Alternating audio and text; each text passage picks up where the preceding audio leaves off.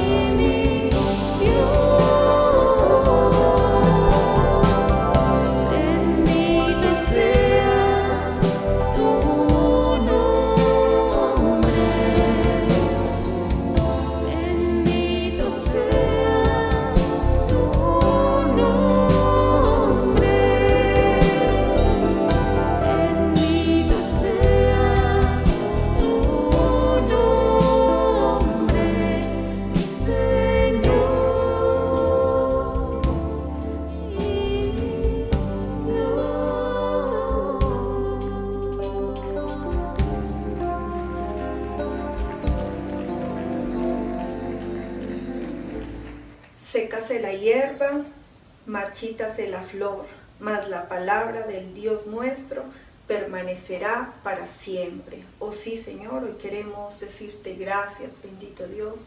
Gracias porque tu palabra permanece para siempre, Señor. Gracias porque tu palabra es lo que nosotros hoy anhelamos oír. Y hoy te pedimos, bendito Dios, que uses la vida de nuestro pastor, que seas tú, Señor, hablando a su espíritu, usándolo, Señor, y entregándonos esa palabra que tú tienes para con este pueblo. Hoy te damos muchas gracias, Señor. Gracias porque tu Santo Espíritu está en medio de nosotros. Amén. Gloria a Dios. Miremos por favor en la epístola a los Romanos, en el capítulo 1, vamos a leer los versos 16 y 17. Dice: no me avergüenzo del Evangelio, porque es poder de Dios para salvación de todo aquel que cree, del judío primeramente y también del griego. Pues en el Evangelio la justicia de Dios se revela por fe y para fe, como está escrito: mas el justo por la fe vivirá. Te damos gracias, Señor Jesucristo. En esta mañana estamos exaltando, loando, glorificando tu nombre, dándote gracias por el amor, por la bondad, por la misericordia que tú tienes para con cada uno de nosotros, Señor. Te pedimos, Señor eterno, que por favor nos sigas ayudando, que sigas ministrando nuestras vidas con tu palabra, en el nombre de Jesús. Entonces dice en Romanos capítulo 1, versos 16 y 17, en la Nueva Traducción Viviente. Dice: pues no me avergüenzo de la buena noticia acerca de Cristo, porque es poder de Dios en acción para salvar a todos los que creen, a los judíos primero y también a los gentiles. Esa buena noticia nos revela cómo Dios nos hace justos ante sus ojos, lo cual se logra del principio al fin por medio de la fe. Como dicen las Escrituras, es por medio de la fe que el justo tiene vida. Bueno, en este pasaje el apóstol Pablo se dirige a la iglesia de los romanos y pues les está haciendo en este capítulo 1 una introducción con respecto al Evangelio, y dentro de esa introducción está dando, digámoslo así, las razones por las cuales él pasó de ser un perseguidor del Evangelio a un predicador del Evangelio. Ese cambio de actividad, de vida, de comportamiento, no se da no es una sin razón, ni es un sin sentido en la vida del apóstol Pablo, no. Si nosotros estudiamos con un poquito de detenimiento, nos vamos a dar cuenta que no dependió el cambio de vida, el cambio de actividad, el cambio de sentido en la vida del apóstol Pablo, no dependió de él. Si por él hubiera sido, hubiera continuado siendo un perseguidor de la iglesia. Podríamos decirlo, hubiera terminado sus días siendo un perseguidor de la iglesia, un asiduo perseguidor de la iglesia. Fue el designio de Dios y la intervención de Dios la que cambiaron el sentido de la vida de este hombre, tan cambiado que hasta su nombre cambió. Dios se lo cambió. Sí, antes era Saulo, un fariseo de Tarso, ciudadano judío, un judío, ciudadano romano, ¿sí? Muy ilustre, muy entendido, de buena posición económica, muy diligente, temido por la iglesia del Señor Jesucristo por la ferocidad, la contundencia con la cual combatía a la iglesia de Cristo combatía al Evangelio, pero viene la intervención de Dios conforme su designio, conforme su propósito, y el Señor Jesucristo mismo se aparece a la vida de Pablo en cuestión de segundos, como en un abrir y cerrar de ojos, de una manera sobrenatural. El Evangelio de nuestro Señor Jesucristo es impartido en la vida del apóstol Pablo. Hagamos de cuenta que el Señor vació sobre este hombre todo el contenido, la revelación del Evangelio de nuestro Señor Jesucristo. Y entonces el apóstol se dirige a la iglesia de los romanos, y entre las cosas que les dice es eso, que él de ninguna manera siente vergüenza por el Evangelio. Y acá en la Nueva Traducción Viviente dice, pues no me avergüenzo de la buena noticia acerca de Cristo. ¿Y por qué el apóstol Pablo no se avergüenza del Evangelio acerca de Cristo? Porque el Evangelio, como bien lo dice, acto seguido, como bien lo dice, es poder de Dios para la salvación del ser humano. La salvación del ser humano, como en tantas ocasiones lo hemos visto, se logra única y exclusivamente por la intervención de Dios nuestro Señor a favor del ser humano. No es una iniciativa humana. La salvación del ser humano no depende del poder humano, entendámoslo. Los seres humanos no tenemos el poder suficiente y no hay cómo expresarlo. El poder del ser humano, el ser humano más poderoso aquí en la tierra a través de los siglos, de las generaciones, no tiene ni la trillonésima posibilidad de salvar la vida de ningún ser humano, ni siquiera su propia vida. Entonces se necesita el poder sobrenatural de Dios para que los seres humanos alcancemos la salvación por medio del Evangelio de nuestro Señor Jesucristo. Salvación que podríamos decirlo de la siguiente manera, es para nosotros los seres humanos, salvarnos es fácil, condenarnos es más complicado. La opción de salvación es algo sencilla. ¿Por qué? Porque nosotros no tenemos que ir a la cruz. Nosotros lo único que debemos hacer es recibir por fe el Evangelio de nuestro Señor Jesucristo. ¿Listo? No es más, el Señor al ser humano no le pide más. Recibir el Evangelio de nuestro Señor Jesucristo, sostenerse, perseverar en el Evangelio, más adelante lo vamos a ver, y vivir en consecuencia a haber recibido el Evangelio. O sea, el Evangelio nos reconcilia a nosotros con nuestro Padre Celestial. El Evangelio pone nuestras cuentas delante de nuestro Padre Celestial en cero. Ya quedamos sin ninguna deuda con el Padre. ¿Listo? Por eso hay un pasaje, creo que lo vimos la semana pasada, que dice, venid luego y estemos a cuentas. ¿Listo? El Evangelio nos pone en cuentas con Dios nuestro Padre y quedamos cero. Nuestra cuenta queda en cero. Eso lo hace el Señor Jesucristo. ¿Sí? Por eso dice, no me avergüenzo de la buena noticia acerca de Cristo, porque es poder de Dios en acción para salvar a todos los que creen. Aquí viene, mire lo que le decía. Nadie, ningún ser humano tiene el poder para salvarse. ¿Qué es el Evangelio? Me gusta como dice aquí en la Nueva Traducción Viviente. Es poder de Dios en acción. Es poder de Dios funcionando. Para salvar a quienes, a los que creemos en el Señor Jesucristo.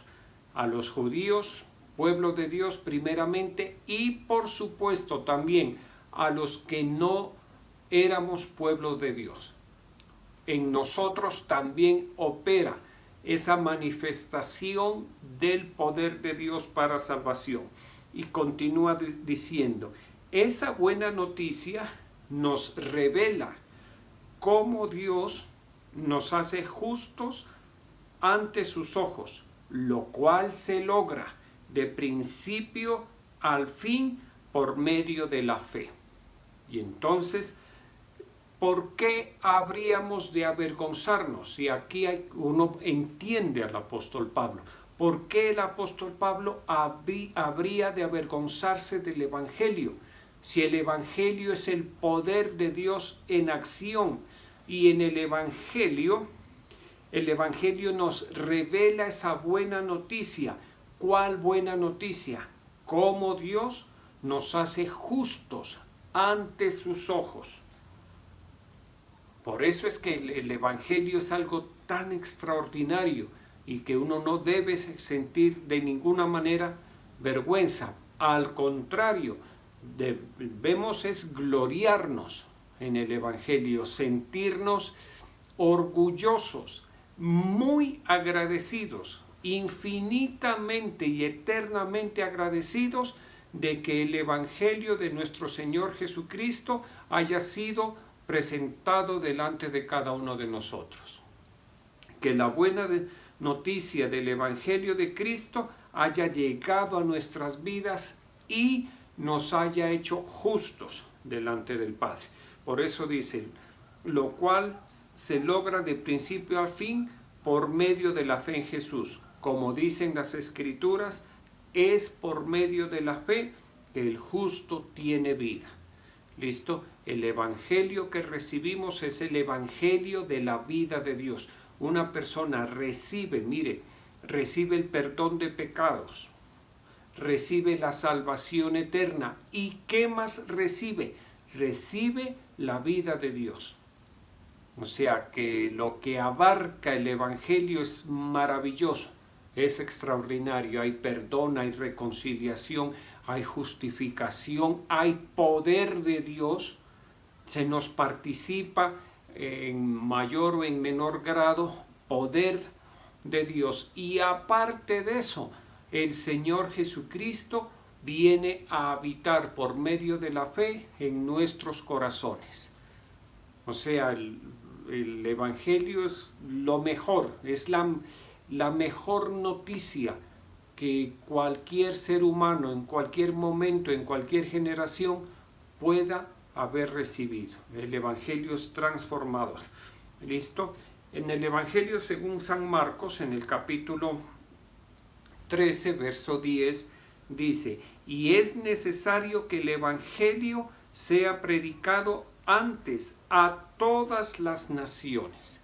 Esto lo dijo el mismo Señor Jesucristo en el capítulo 13 del Evangelio según San Marcos. ¿Qué dijo?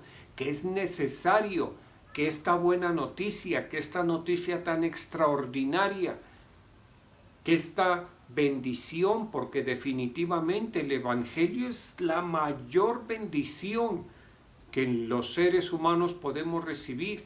El Evangelio nos cambia todo nos lo cambia. Lo importante, y hay que entenderlo y me anticipo, lo importante es la fe en nosotros y la obediencia al Evangelio. La fe, cuando se une a la obediencia en nosotros, produce en nosotros la santificación. Y esa santificación nos deja listos, habilitados para que la multiforme gracia de Dios llegue a nuestras vidas y opere con poder en nuestras vidas. ¿Listo? Dice, y es necesario que el Evangelio sea predicado antes a todas las naciones. ¿Por qué? Esa buena noticia nos revela cómo Dios nos hace justos ante sus ojos. ¿Por qué es necesario predicar el Evangelio? Porque es una noticia que tiene que ver de cómo Dios nos hace justos ante sus propios ojos. Y por eso es que nosotros debemos ser diligentes, y a las personas que podamos, presentémosle el Evangelio. Mire, ¿cómo le parece que por medio de la obra de nuestro Señor Jesucristo, a favor de toda la humanidad, si nosotros creemos en el Señor Jesucristo, si nosotros creemos en esa obra salvadora del Señor Jesucristo, vamos a ser justificados? Dios nos hace justos delante de sus propios ojos. Eso lo tenemos que predicar siempre, en todo momento. ¿Listo? Llevando la buena noticia, llevando que las personas escuchen el Evangelio, invitando a las personas a la santificación. Mis queridos hermanos, la santificación es muy importante. El Evangelio, el Evangelio nosotros lo recibimos prácticamente sin hacer nada. Corresponde a un designio de Dios. Yo nunca en mi vida, yo nunca dije yo necesito que me prediquen. No, fue el Señor el que dijo: es necesario que a Germán le prediquen, y puso personas para que me prediquen. Y pues ¿qué me correspondió hacer a mí? Disponerme para esa predicación y creer lo que me estaban predicando. Y una vez dispuesto a la predicación, ¿a qué me refiero? A que tuve que ir donde predicaban el Evangelio. Me tuve que enterar cuáles son los horarios. A ver, dígame. Recuerdo tanto, jueves 7 de la noche, la primera reunión que empecé a asistir. ¿Listo? Y llegaba a esa reunión, porque era con pupitres, sillas universitarias, y me sentaba, sacaba mi Biblia, mi cuaderno, y aquí estoy, dispuesto a escuchar, a guardar, a repasar las notas que tomaba, a creerlas y a ponerlas en práctica. ¿Listo? Y entonces, poco a poco, las bondades del Evangelio se han ido manifestando una y otra vez, en una forma, de otra forma, en fin. Pero lo importante es que se han manifestado. ¿Listo? Se están manifestando y se seguirán manifestando en nuestras vidas. Miremos por favor en el Evangelio según San Marcos, también en el capítulo 1, versos 14 y 15. Dice: después que Juan fue encarcelado, Jesús fue a Galilea predicando el Evangelio del reino de Dios. Decía: el tiempo se ha cumplido y el reino de Dios se ha acercado. Arrepentíos y creed en el Evangelio. Aquí viene un punto que siempre lo tratamos, y es el arrepentimiento. El arrepentimiento es muy importante, porque es el mensaje. Es como que si nosotros, cuando procedemos al arrepentimiento, le estuviéramos diciendo a Dios: Señor, hemos entendido el mensaje, comprendemos en qué consiste el mensaje del Evangelio.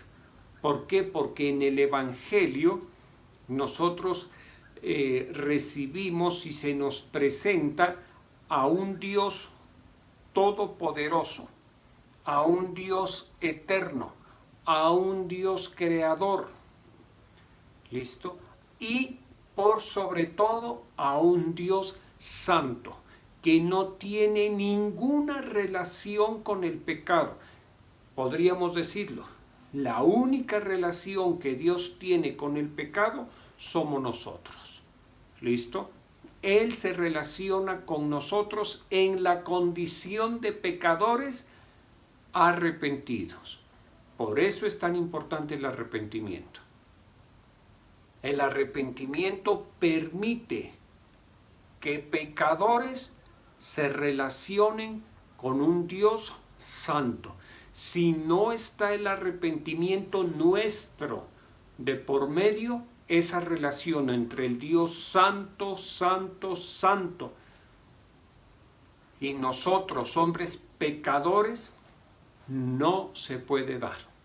¿Listo? El arrepentimiento, entonces les decía, le permite a Dios comprobar que nosotros hemos entendido, que tenemos, que así sea con lo poco que nos hayan predicado, entendemos que nos estamos relacionando con un Dios santo y que debemos obrar en consecuencia. Si Dios es santo, pues a nosotros ¿qué nos corresponde para poder mantener esa relación? Santificarnos.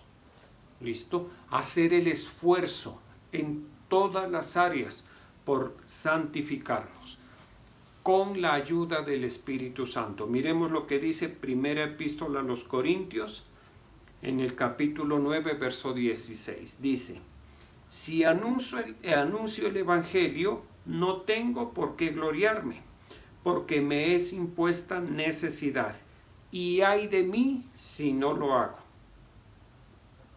Cuando nosotros recibimos el Evangelio, cuando entendemos el mensaje, cuando hemos procedido al arrepentimiento, cuando hacemos eso, va a suceder algo, y es que el poder del Evangelio se manifiesta en nosotros. ¿Listo? Y entonces las buenas noticias dejan de ser solamente palabras y se convierten en buenos resultados en nuestras vidas. Se convierten en milagros, se convierten en señales. Y mire, Dios en su justicia permite que toda persona a quien se le predique el Evangelio, que crea en el Evangelio, que proceda al arrepentimiento, las manifestaciones del poder de Dios se empiecen a dar en esa vida. Hubo una manifestación del poder de Dios en mi vida que me dejó, como se dice, convencido. ¿Listo? ¿Por qué? Porque solucionó algo que en mí, en ese momento de mi vida, era apremiante, era urgente, era definitivo. Si no se resolvía ese problema, mi situación se complicaba muchísimo. Y yo hubiera tenido que venir aquí a Pasto con la tristeza de perder el cupo en la universidad, en medicina, con la frustración, con la rabia, con el resentimiento de no haberlo logrado porque las cosas no se me dieron. Pero una de las demostraciones, les decía, la demostración quizá en ese momento más importante fue esa, a través de la cual el Señor me resolvió ese problema de una forma extraordinaria. ¿Listo? Eso me ayudó mucho. Y mire, eso me entusiasmó a mí. En mí produjo muchísimo entusiasmo. Y yo me alegraba en esos momentos y decía, no, esto funciona. Esto es el principio, yo voy a empezar a ver cosas tremendas, poderosas en mi vida. Lo único que debo hacer es creer, perseverar en el Evangelio. Y más adelante hubo otras y otras en otras áreas, por aquí, por allá, ha venido manifestando el Señor. ¿Listo? ¿Por qué? Porque las condiciones para que el Señor se manifieste están dadas. Y eso debe ser un esfuerzo de cada uno de nosotros. Que nosotros, por nuestra parte, le presentemos al Señor las circunstancias dadas, favorables para que Él con su poder se manifieste. Y no se le haga raro esto que estoy diciendo, porque en cuántas ocasiones lo hemos visto. El Señor a la gente que le pedía un favor, que le hacía alguna solicitud, lo único que le pedía era que tengan fe. ¿Listo? Porque sin fe es imposible. Esa era la petición. Que las personas que se acercaban a Dios y a nosotros, quienes nos acercamos a Dios, ¿qué nos pide Dios? Fe. Y entonces al creer, le estamos propiciando la situación para que el Señor se manifieste. Le pongo un ejemplo. El caso de este hombre paralítico que tenía unos amigos, 4 debieron haber sido, que lo vieron en esa condición postrado, con el anhelo de recibir sanidad, con el anhelo de tener un encuentro con Jesús de Nazaret, y lo llevaron y encontraron que había una muchedumbre ahí en la casa donde el Señor Jesucristo estaba predicando, en Capernaum, en la casa de Pedro, donde él residía. Eso estaba lleno de gente. ¿Qué hicieron estas personas? Corrieron las tejas, digámoslo así, o se las arreglaron para primero subir la camilla con paralítico a bordo y luego bajar la camilla con paralítico a bordo. ¿Listo? Y entonces el Señor Jesucristo mira eso y dice, las condiciones están dadas. La fe, aquí hay una demostración, hay unos hechos de fe, tanto en el paralítico como en los amigos. Entonces, ¿qué más podía hacer el Señor Jesús? No restaba sino que manifieste su poder. ¿Y qué hizo el Señor Jesús? Le dijo, tus pecados son perdonados. Inmediatamente los fariseos incrédulos saltaron y dijeron, ¿cómo así? Que tú también perdonas pecados. Y el Señor les dijo, ¿qué es más fácil? Decir, tus pecados te son perdonados, o decir, levántate y anda. Levántate y camina.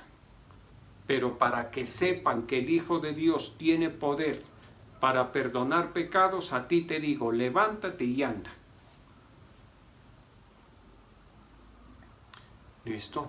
Mire que al Señor lo contradijeron, lo increparon, y el Señor, por el poder, por la sabiduría, por la omnisciencia, la omnipotencia, nunca se vio acorralado. ¿Listo? Por los argumentos humanos. El Señor dijo, mire, más fácil es decir, tus pecados te son perdonados. ¿Por qué? Porque a una persona que se le perdonan los pecados externamente no pasa nada. Va a seguir con la misma cara. ¿Listo? Y si está en silla de ruedas, pues va a seguir en la misma silla de ruedas. Decir, tus pecados te son perdonados es fácil. ¿Por qué? Porque es algo subjetivo, es algo tangible. Intangible, perdón. Más difícil decirle levántate y anda. Pero como el Señor vio en este hombre, vio que había fe para recibir sanidad, o sea que las condiciones en este hombre estaban dadas, entonces le dijo, primero, tus pecados son perdonados. Saltaron los fariseos, entonces para que no molesten, levántate y anda. Hizo la parte más difícil. ¿Listo? ¿Por qué? Porque el Evangelio es poder de Dios. ¿Poder de Dios para qué? Para salvación. ¿Poder de Dios para qué? Para sanidad. ¿Poder de Dios para qué? Para liberación. ¿Poder de Dios para restauración? para liberación, para prosperidad, para una vida abundante, para una vida con fruto, para tener una vida segura. Una vida con propósito. El Evangelio es poder de Dios para eso. Y para muchas otras cosas más. Para una vida con gozo. Sí, estamos en medio de un valle de lágrimas. Sí, en el mundo tendremos aflicción. Pero también la palabra de Dios, ¿en cuántos versos no nos invita a que nos gocemos? El apóstol Pablo lo dice, gozaos, otra vez regocijaos. Otra vez os digo, regocijaos.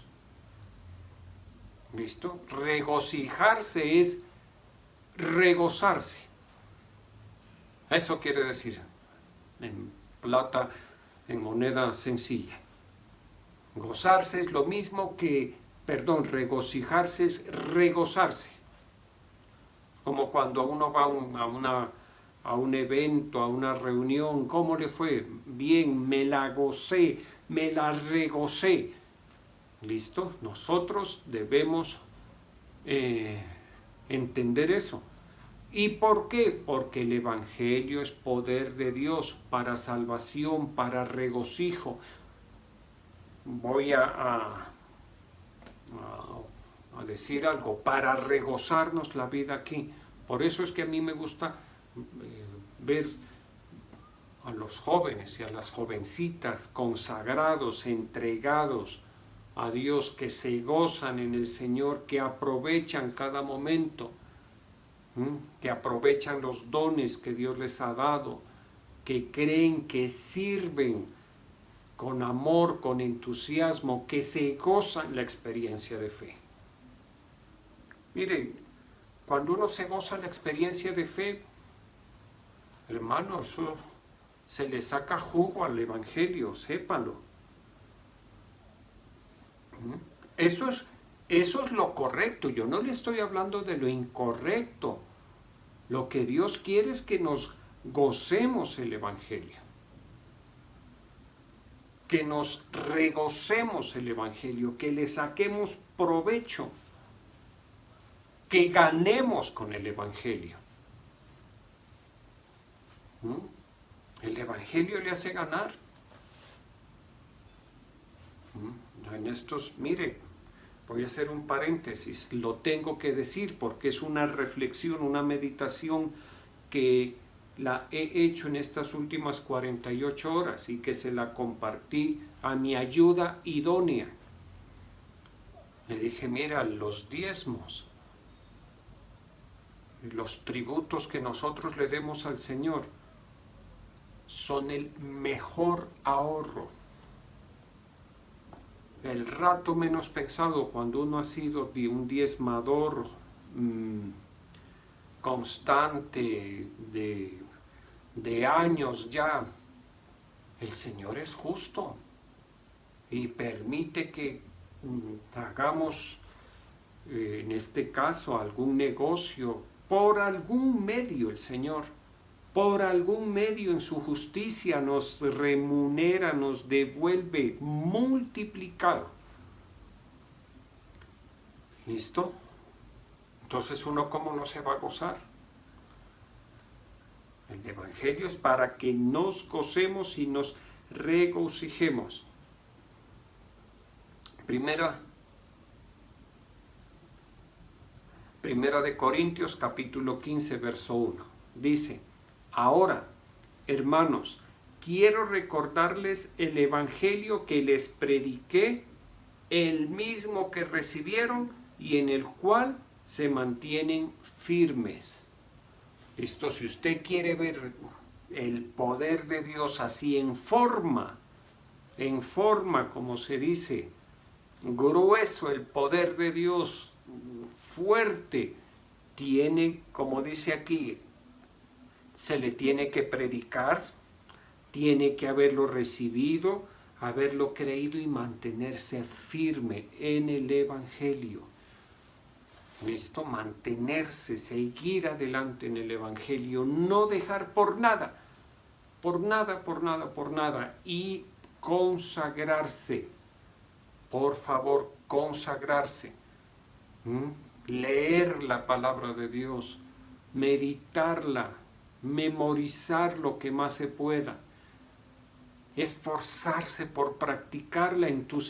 Mire, al Señor le agrada mucho cuando nosotros con alegría, con gozo, con diligencia, ponemos en práctica la palabra de Dios. Al Señor le agrada mucho. Le voy a poner un ejemplo sencillo acerca del perdón.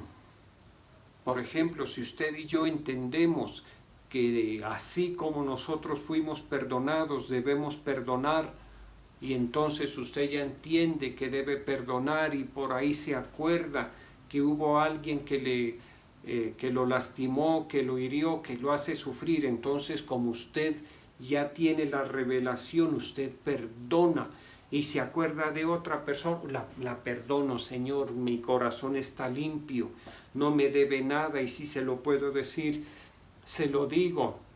¿Listo? Y si usted ha defraudado a alguien, lo entiende, va y le pide perdón, por favor, perdóneme, perdóneme. Y alguien le dirá, ¿y por qué me vienes a pedir perdón después de tanto tiempo? Porque yo quiero obedecer al Señor, por favor, perdóneme. Cuando el Señor nos mira obedeciendo con alegría, con entusiasmo, eso es extra, Él se alegra muchísimo. ¿Sabe por qué? Nuestro apóstol nos explicó en la predicación del día lunes, en la que pusimos en el devocional del día lunes, a partir del minuto 30 más o menos, él habló algo muy importante, trascendental. Él decía, nosotros a Dios no lo vemos, a Dios no lo podemos abrazar, a Dios no le podemos besar la mano, aunque uno en intimidad con el Señor lo hace. ¿Listo? Pero usted sí le puede demostrar, y yo le puedo demostrar el amor a Dios cuando lo sirvo con diligencia. ¿Listo? Que el Señor me vea sirviendo con diligencia. ¿Por qué soy diligente sirviendo a Dios? Porque lo amo. ¿Listo? Cuando el Señor me vea obedeciendo diligentemente la palabra de Dios, ¿por qué la obedezco? Porque lo amo. ¿Listo? Cuando el Señor me ve haciendo sacrificios, ¿por qué haces ese sacrificio? Pues porque amo al Señor. Y eso es algo que quizás en muchas ocasiones ni uno lo entiende. Ni uno lo entiende. Sí, ya con los años se va dando cuenta, ¿por qué hice eso? ¿Por qué? ¿Por qué?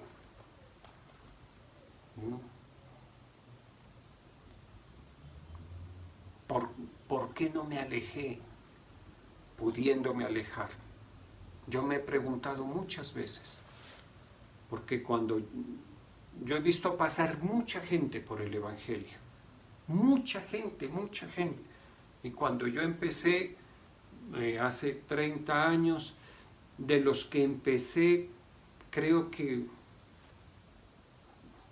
sí sé de una persona que persevera, que es pastor en el Brasil, el que fue mi líder, gloria a Dios, Robinson Salazar, que el Señor lo colme de bendiciones, y a él, a toda su casa.